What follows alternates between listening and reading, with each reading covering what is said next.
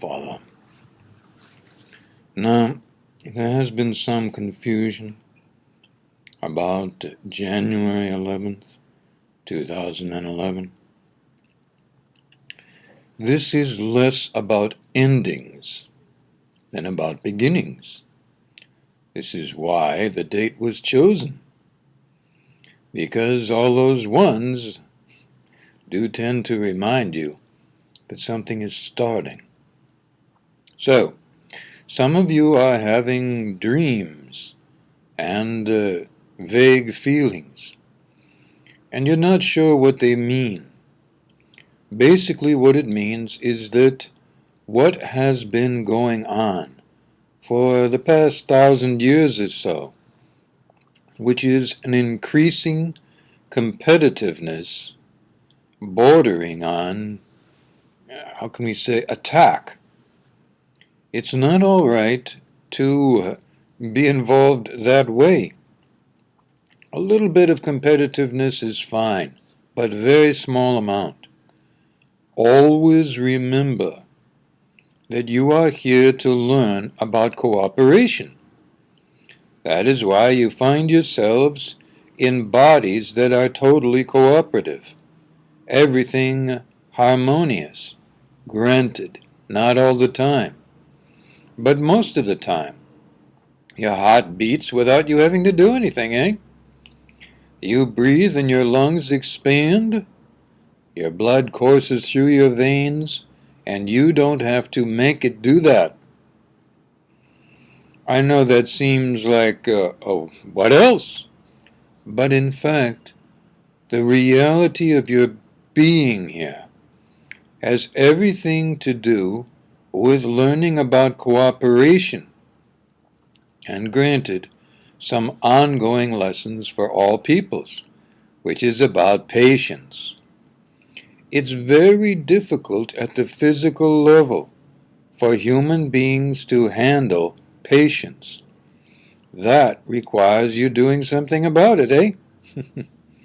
I know it's not easy, but sometimes you have to wait. No matter how much you prepare, no matter how ready you are, you have to wait.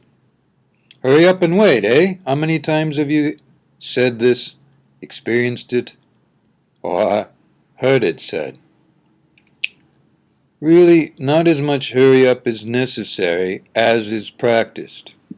But more about that another time. A little bit more about 1-11-11. This is entirely about a new beginning that has to do with a more benevolent state of affairs. And the number one aspect of that benevolence is cooperation. So when someone says something to you that is a genuine concern for them, even bordering, and you can tell, on an emergency for them, it might be a small thing in your eyes, it might be a big thing in your eyes, and it might be so big in your eyes you can't even imagine where to begin, how to help them. Then it's time for a little living prayer or benevolent magic. By all means, pray the way you do for your religion or philosophy. But I also recommend you say, whether you know their name or not, whether you've met them or not, whether they're on the other side of the world or not. If you hear about it, you can always say, I am asking that all the most benevolent energies that are available for this person in this situation visit that person and help them in any way possible that is benevolent for them and for all beings. That's a variation of the standard living prayer. Those of you studying here on YouTube at the Benevolent Magic channel and incorporating the written blogs will know how to do more.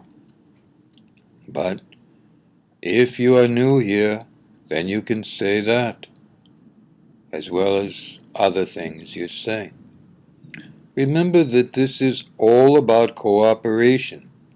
1:11:11 will become very clear as to how cooperation is needed in small ways, in middling ways, meaning not too huge, and in ways that seem overwhelming.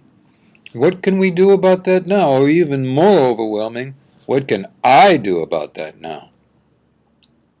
Study the living prayer and the benevolent magic. Go to that site where you can download the benevolent magic and living prayer book for free. Very generous by a light technology publisher. And channeled through this being who's channeling grandfather right now, eh? So, it's very easy when you study that to learn how to do things that will help your life and help the lives of others.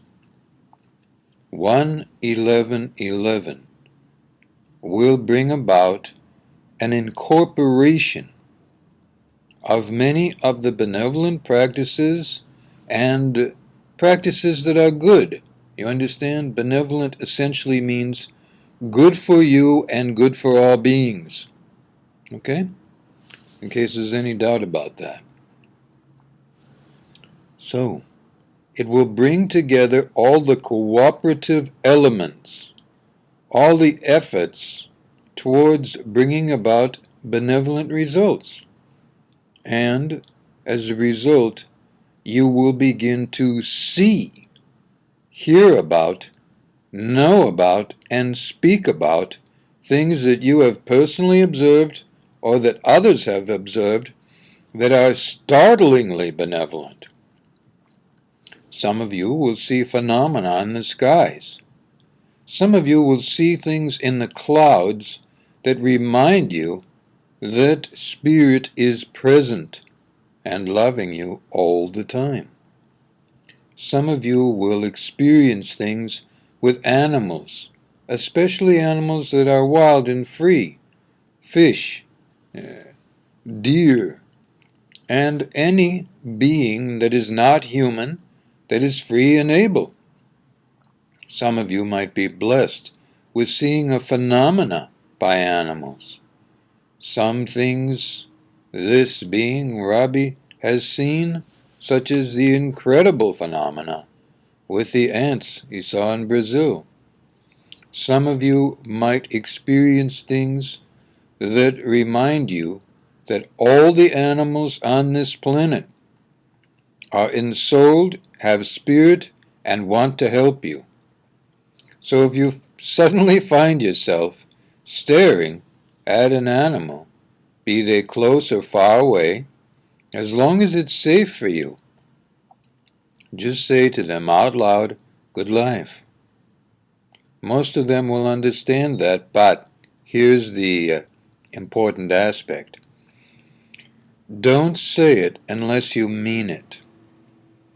Now, for those of you who are suddenly happening upon a bear or a lion, then you want to be more careful. But I don't think that's going to happen to too many of you. It's important now to realize that most of the animals on this planet are here entirely to help you. They're not here to learn anything. They do at times learn things, and many of them they don't like, because this planet is harsher for them than it is for you. Oh yes. But they are here to help, to guide, and to very often set an example by the way they live. Pay attention to the way they live. Very often they will be demonstrating cooperation at some level. If you can observe that more and experience it more, you will understand that 1:11:11 is entirely about heralding the era of cooperation and the acknowledging of same. More about this in time. Good life.